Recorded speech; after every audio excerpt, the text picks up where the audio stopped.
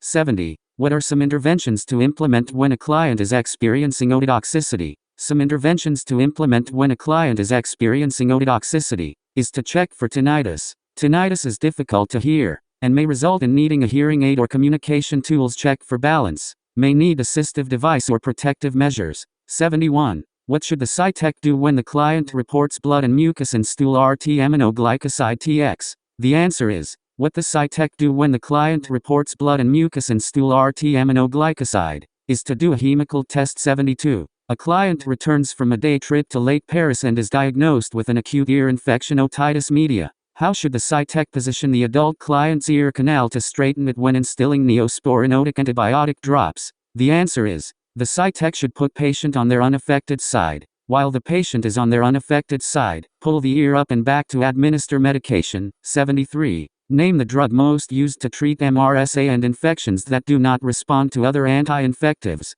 The answer is the drug most used to treat MRSA and infections that do not respond to other anti-infectives is vancomycin. 74. What are the adverse reactions to vancomycin? The answer is the adverse reactions to vancomycin are chills, fever, nausea, urticaria, or hives, hypotension, ototoxicity, and nephrotoxicity. 75. What causes tuberculosis or TB? The answer is, what causes tuberculosis or TB is Mycobacterium tuberculosis bacillus. 76. How is TB transmitted? The answer is droplets, coughs, and sneezes. 77. Which body system is primarily affected? The answer is, the body system that is primarily affected are the lungs. 78. Can TB be cured? The answer is, drugs do not cure but render the patient non-infectious. 79. What is the most effective drug used to treat active tuberculosis? The answer is the most effective drug used to treat active tuberculosis is isoniazid, or INH80. What are the side effects to this group of anti-tubercular drugs and the relationship to patient compliance?